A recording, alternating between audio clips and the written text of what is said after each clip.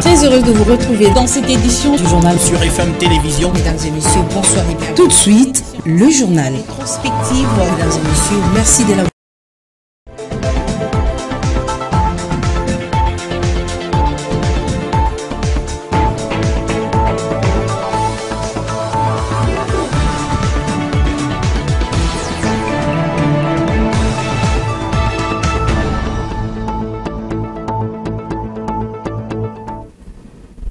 Très heureux de vous retrouver dans le cadre de cette petite édition de la mi-journée, mesdames et messieurs, bienvenue. Le chef de l'État arrive ce jeudi à Mbuji-Mayi, dans la province du Kasaï oriental, pour clôturer le forum Makutano. Félix Tshisekedi va également profiter de sa visite sur place pour effectuer quelques visites d'inspection dans les différents chantiers lancés par son programme.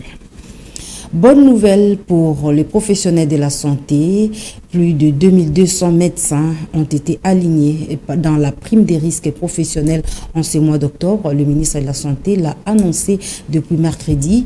Il a souligné que le gouvernement veut honorer ses engagements par rapport aux revendications des professionnels de ce secteur. Ania Kolé.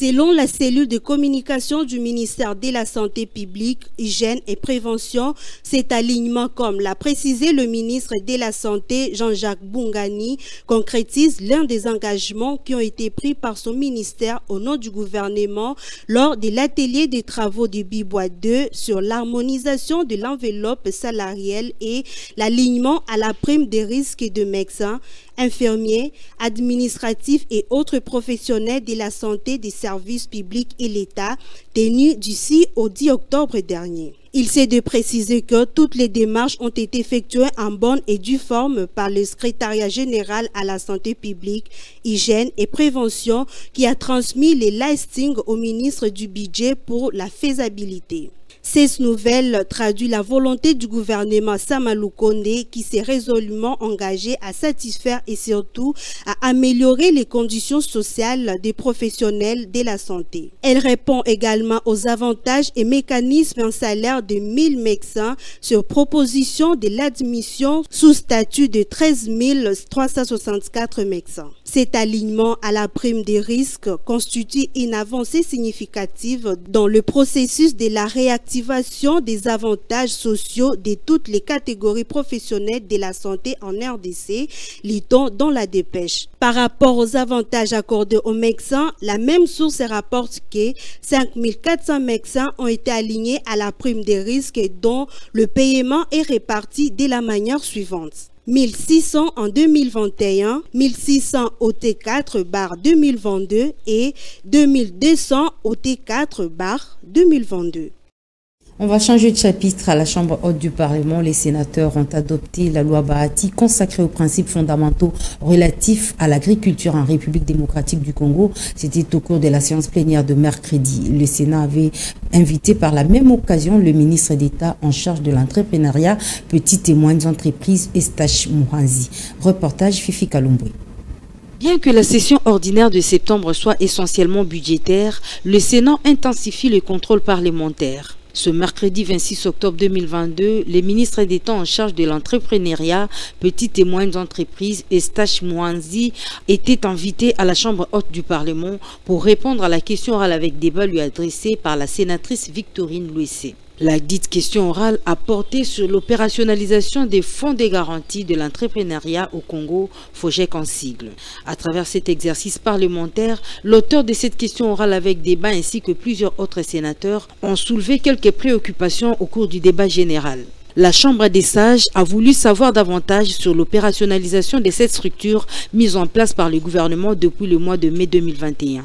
Le FOGEC est un établissement public qui a, entre autres, pour mission de modéliser et de collecter les ressources financières au niveau national et international, l'accès des start-up, micro, petites et moyennes entreprises et artisanats congolais au financement de leurs projets par les banques commerciales et les institutions microfinances.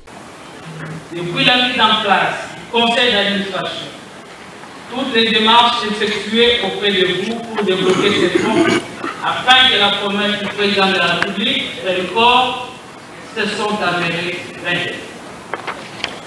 Monsieur le ministre, voudrez-vous que ces fonds soient un mort-né pour l'être mort.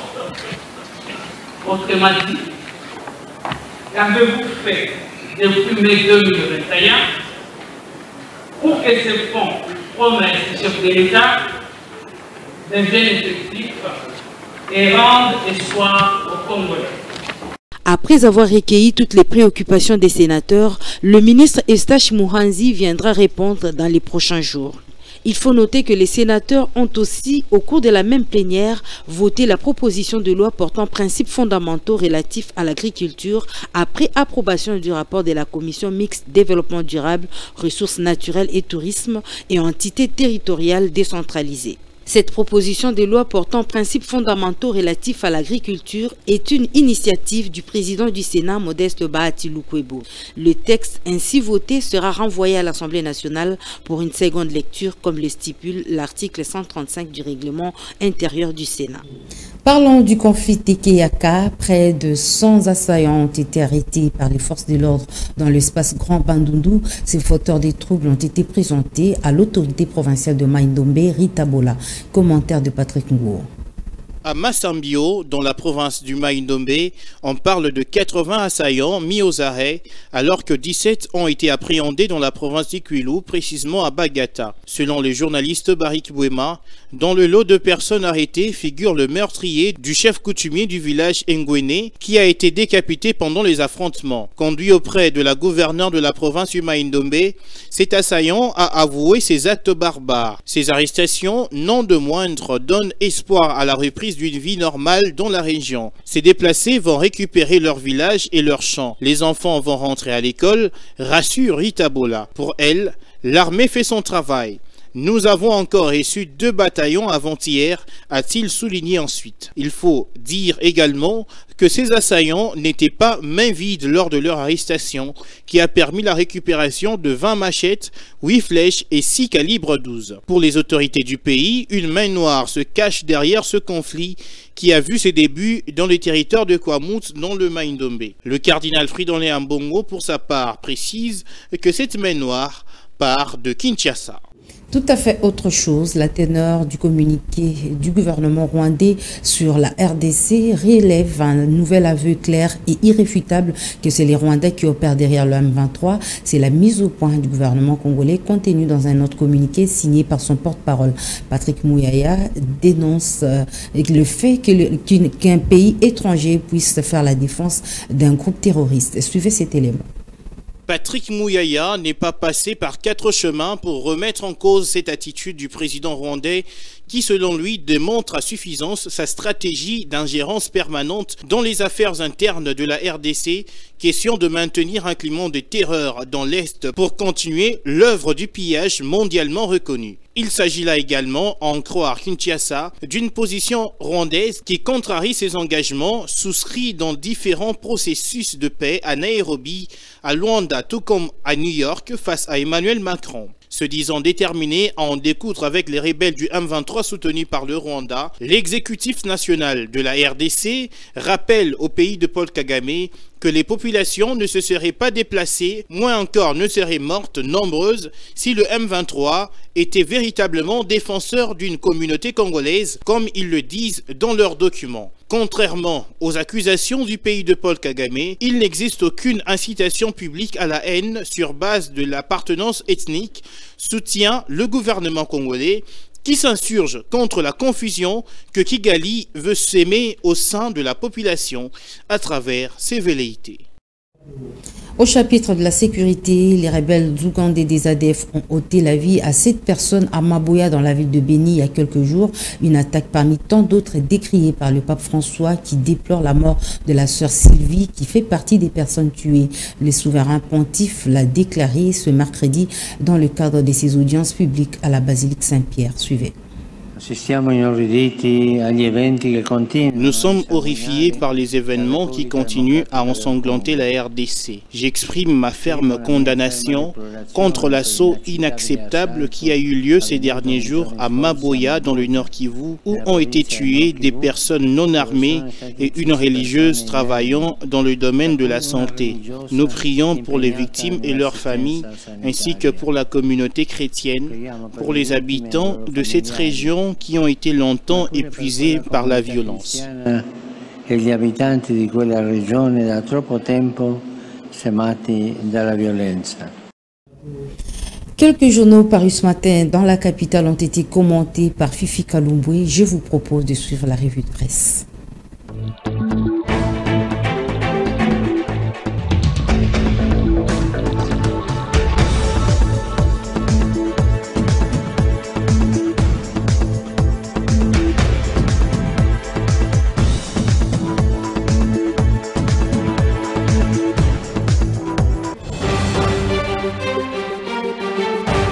Mesdames et messieurs, bienvenue dans cette lecture de journaux.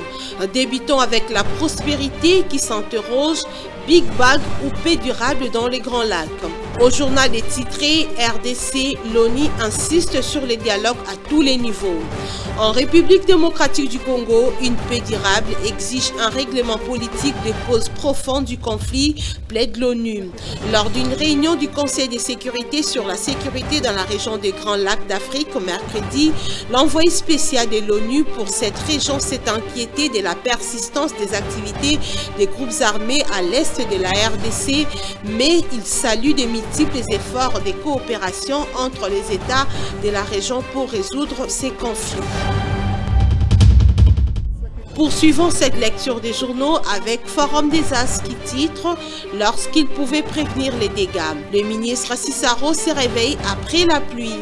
Au journal des rapportés, après l'averse du lundi 24 octobre qui a causé d'importants dégâts environnementaux dans plusieurs quartiers de la ville de Kinshasa, le ministre d'État, ministre des Infrastructures et Travaux publics a réuni hier mercredi les directeurs généraux des services relevant de sa tutelle. Objectif, évaluer les conséquences de cette flotte à base du malheur de plusieurs ménages dans la capitale.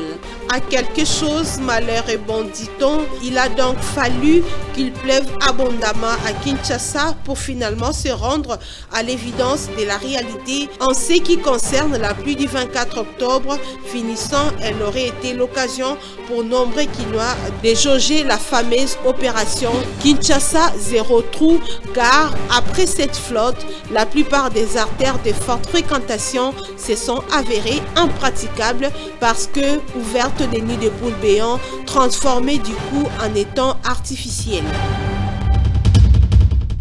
Terminons cette lecture de journaux avec la percée qui écrit « Football en disgrâce à Manchester United, Cristiano Ronaldo nage dans l'incertitude ». Remplaçant à Manchester United Club qu'il a cherché à quitter durant l'été, Cristiano Ronaldo a été exclu du groupe qui a affronté Chelsea à cause d'un écart de conduite. Jamais les Portugais n'avaient traversé un moment aussi compliqué dans sa carrière avant la Coupe du Monde 2022. Il est dans le creux de la vague. Il est le meilleur buteur de l'histoire du football d'après la FIFA. Il a remporté 5 fois la Ligue des Champions. Il détient les records du nombre de buts internationaux, 117 avec le Portugal, ainsi que les records de nombre de buts en Ligue des Champions, 140, et avec le Real de Madrid, 450. Son palmarès est interminable, sa notoriété immense et sa carrière incroyable fait de lui un des meilleurs footballeurs de tous les temps. Et pourtant, tout puissant soit-il, Cristiano Ronaldo est dans les durs depuis un moment. Et voilà, c'est tout pour cette lecture de journaux. Mesdames et messieurs, merci de nous avoir suivis.